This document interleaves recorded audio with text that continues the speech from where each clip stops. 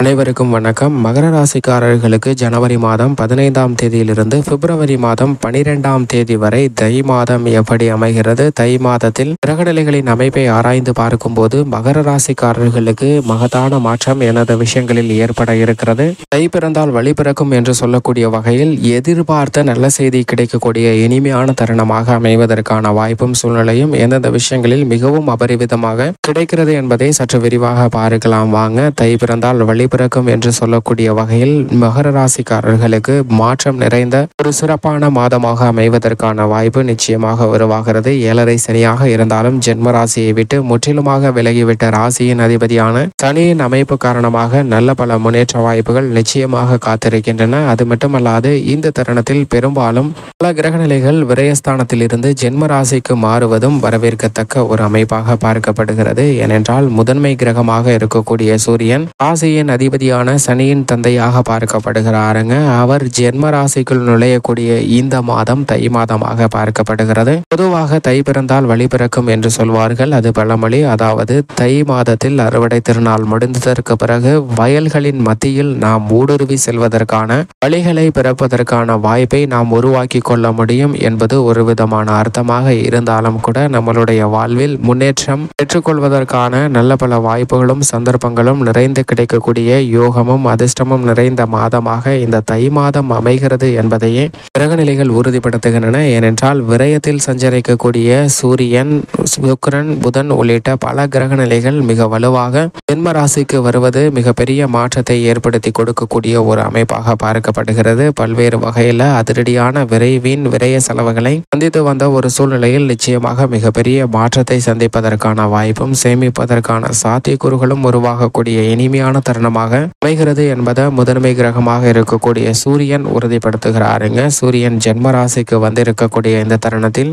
சற்று கவனத்துடன் நடந்து கொண்டால் அனைத்து விதமான பணிகளிலும் நல்ல ஒரு முன்னேற்ற வாய்ப்பை நிறைந்து பெறுவதற்கான வாய்ப்பும் யோகமும் நிச்சயமாக உருவாகிறது. அது மட்டுமல்லாது வீண் அலைச்சலும் சிரமமும் குறையும். தடைகள் தாமதங்கள் விலகி நல்ல முன்னேற்றம் நிறைந்து பெறக்கூடிய யோகம் நிறைந்த ஒரு தருணமாக அமைவதற்கான வாய்ப்பும் யோகமும் நிச்சயமாக உருவாகிறது. சுக்கிரன் விரயத்தில் பெரும்பாலும் சஞ்சரிக்கிறார். பிற்பகுதியில் அவர் ஜென்ம ராசிக்குள் நுழைகிறாருங்க. அதே போன்று வித்யாக்காரராக இருக்கக்கூடிய புதனும் விரயத்திலிருந்து ஜென்ம ராசியில் நுழைகிறார். எனவே உணர்ச்சி வசப்பட்ட சூழ்நிலையில் சற்று சிந்தித்து தெளிவான முடிவெடுக்கக்கூடிய ஒரு சிறந்த தருணமாக பார்க்கப்படுகிறது. சற்று காலதாமதம் ஆனாலும் கூட நல்ல வளர்ச்சியும் முன்னேற்றமும் பெறுவதற்கான வாய்ப்பை புதன் உருவாக்கி கொடுக்க போகிறாருங்க. சிந்தித்து செயல்படுவதற்கான வாய்ப்பையும் சூழ்நிலையும் மிக அபரிவிதமாக உருவாக்கி கொடுக்கக்கூடிய புதனின் அமைப்பு காரணமாக எப்பேற்பட்ட சவால் நிறைந்த கடினமான பணியாக இருந்தாலும் அதை சாதகமாக மாற்றிக்கொள்வதற்கான மகத்தான வாய்ப்பை மகர ராசிக்காரர்களுக்கு நிச்சயமாக உருவாக்கி கொடுக்கிறார். கல்வியில் நல்ல வளர்ச்சி கிடைக்கும். தேர்வுகளில் அதிக மதிப்பெண்ணுடன் தேர்ச்சி பெறக்கூடிய யோகமும் கிரகிக்கும் தன்மை நினைவாற்றல் அதிகரிக்கக்கூடிய ஒரு சிறந்த தருணமாகவும் அமைகிறது. இந்த தருணத்தில் சுக்கிரன் விரயத்தில் இருந்து ஜென்ம ராசிக்குள் நுழைவது சுக்கிரனின் அமைப்பு காரணமாக வீண் விரய செலவுகள், ஆடம்பர செலவுகள் கட்டுக்குள் வரும். அது மட்டுமல்லாது வருமானத்தை உயர்த்தி கொள்ளக்கூடிய வகையில் இந்த தருணத்தில் பல பின்னடைவாக இருந்த சூழ்நிலைகள் அனைத்தும் சாதகமாக மாறக்கூடிய ஒரு தருணமாக பார்க்கப்படுகிறது. நாட்டிய கலைஞர்கள், ஞாதஸ்வர கலைஞர்கள், நடிப்பு கலைஞர்கள் என எதுவாக இருந்தாலும் கலைத்துறை ரீதியான பணிகளில் மிகப்பெரிய அளவில் வளர்ச்சியும் வருமானத்தை உயர்த்தி கொள்ளக்கூடிய வாய்ப்பும் நிறைந்து கிடைக்கிறது. சினிமா துறையில் இருப்பவர்களுக்கு பல்வேறு வகையில் புதிய வாய்ப்பும் யோகமும் அதிர்ஷ்டமும் நிறைந்த ஒரு இனிமையான தருணமாக அமைகிறது என்பதை தை மாதம் தெளிவாகவும் துல்லியமாகவும் உறுதிப்படுத்துகின்றன. அரசியல் சார்ந்த பணிகளில் எதிர்வரக்கூடிய தேர்தலுக்கு வெற்றி பெறக்கூடிய மிக அடித்தளமிடக்கூடிய ஒரு அடிப்படையான மாதமாக பார்க்கப்படுகிறது. இந்த மாதத்தில் நீங்கள் செய்யக்கூடிய சிறு செயல்பாடு கூட மிகப்பெரிய அளவில் மக்கள் மத்தியில் செல்வாக்கை அதிகரிக்கக்கூடிய ஒரு இனிமையான தருணமாக மாறுகிறது என்பதை தெளிவாகவும் துல்லியமாகவும் உறுதிப்படுத்துகின்றன. இந்த தருணத்தில்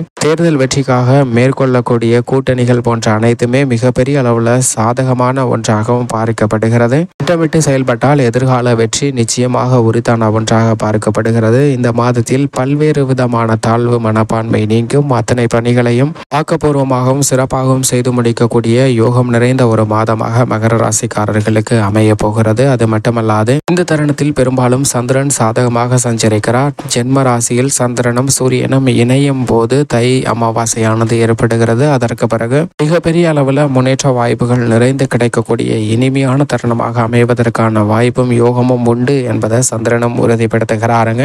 மேலும் இந்த தருணத்தில் நிழல் கிரகமாக இருக்கக்கூடிய இருக்கக்கூடிய ராகு மற்றும் கேதுவின் அமைப்பை ஆராய்ந்து பார்க்கும்போது ராகு மற்றும் கேது மிகவும் வலுவாக சஞ்சரிக்கின்றன. அதீத நன்மை கொடுக்கக்கூடிய அமைப்பில் சஞ்சரிக்கின்றன. ராகு முன்னேற்றத்திற்கு முட்டுக்கட்டையிட்ட அனைத்து காரியங்களையும் தவிடுபடியாக்கி காரிய வெற்றியை உரித்தாக்குகிறாருங்க. ஏனென்றால் வெற்றிக்கு உரித்தான 3ஆம் இடமான சகாயஸ்தானத்தில் வீற்றிருக்கிறார். அது மட்டுமல்லாது மோட்சக்காரகரான கேது 9இல் அமர்ந்திருப்பதால் பல்வேறு விதமான மகிழ்ச்சிகரமான இனிமையான சுப நிகழ்வுகளை இந்த தருணத்தில் பெறுவதற்கான வாய்ப்பும் யோகமும் உண்டு என்பதை தெளிவாகவும் துல்லியமாகவும் உறுதிப்படுத்துகிறாருங்க. பெண்மணிகளுடைய எதிர்பார்ப்புகள் அனைத்தும் மிக சிறப்பாக பூர்த்தியாகும். குடும்பத்தில் இருக்கக்கூடிய பிரச்சனைகள் அனைத்தும் தகர்த்தெறியப்படும். முன்னேற்றம் நிறைந்த யோகம் நிறைந்த ஒரு மாதமாக அமையும் என்பதை நிழல் கிரகமாக உள்ள ராகு கேது உறுதிப்படுத்துகின்றன. இதையே சுக்கிரனும் குருவும் உறுதிப்படுத்துகிறார். எனவே பெண்மணிகளை பொறுத்த வரைக்கும் பல எதிர்பார்த்த நல்ல செய்தி நிச்சயமாக கிடைக்கும். செவ்வாய் விரயத்தில் இருக்கிறார். மங்களகரகனான செவ்வாய் விரயத்தில் இருப்பதால் சில விரய செலவுகள் ஏற்படலாம். அவற்றை பழைய வீடு பழுது பார்த்தல், வாகனம் பழுது பார்த்தல் மற்றும் பல சுப நிகழ்வுகளாக மாற்றிக்கொள்ளக்கூடிய யோகம் நிச்சயமாக உண்டு. புதிய நிலம், வீடு, வாகனம் வாங்குவதற்கான அதிர்ஷ்ட யோக வாய்ப்புகளையும் செவ்வாய் நிச்சயமாக உரித்தாக்குகிறாருங்க. செவ்வாயின் அமைப்பு காரணமாக பல மங்களகரமான சுப விரயங்கள் ஏற்படும். ராசியின் அதிபதியான சனி மிக வலுவாக குடும்ப சனியாக 2ஆம் இடத்தில் அமர்ந்திருக்கிறார். எனவே குடும்ப ரீதியாக இருக்கக்கூடிய சிக்கல்கள் விலகும். உத்தியோக ரீதியாக சந்திக்கக்கூடிய சூழ்நிலையில் மாற்றம் ஏற்படுகிறது. மன நிம்மதியை பாதித்த அனைத்து விதமான பணிகளும் விலகி மன நிம்மதி கிடைக்கும். உங்களது திறமைக்கு பாராட்டு கிடைக்கக்கூடிய ஒரு சிறந்த மாதமாக பார்க்கப்படுகிறது.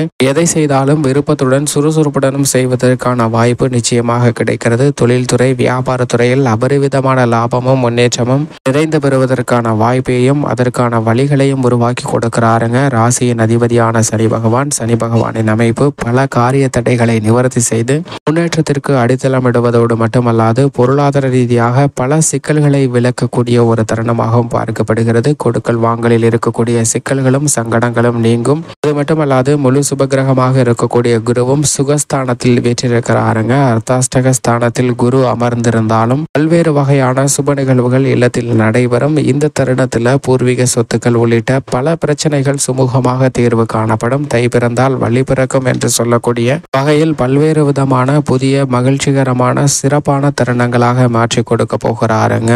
குருவின் அமைப்பு பல சங்கடங்களை நிவர்த்தி செய்து நன்மையை நிறைந்து கொடுக்கக்கூடிய ஒரு அமைப்பாக பார்க்கப்படுகிறது. திருமண பாக்கியம், குழந்தை பாக்கியம் நிறைந்து கிடைக்கக்கூடிய ஒரு யோகம் நிறைந்த மாதமாக இந்த மாதம் நிச்சயமாக அமைகிறது என்பதை தெளிவாகவும் துல்லியமாகவும் மகர ராசிக்காரர்களுக்கு குரு உறுதிப்படுத்துகிறாருங்க. சுகஸ்தானத்தில் தனது சஞ்சார தூரத்தில் பாதிக்கு மேல் கடந்து விட்டார். மிக விரைவில் அவர் பஞ்சமஸ்தானத்தில் நுழைய இருக்கிறாருங்க. எனவே நிறைந்த நன்மை பெறுவதற்கான வாய்ப்பு மகர ராசிக்காரர்களுக்கு உருவாகிறது. மேலும் சாதகமாக மாற்றிக்கொள்ள நிச்சயமாக மகர ராசிக்காரர்கள் தை மாதம் முழுவதும் அருகாமையில் உள்ள முருகப்பெருமாள் ஆலயம் சென்று தீபமேற்றி வழிபாடு செய்யுங்கள். நிறைந்த நன்மையும் முன்னேற்றமும் உங்களுடைய வாழ்வில் இனிதாக கிடைக்கும்.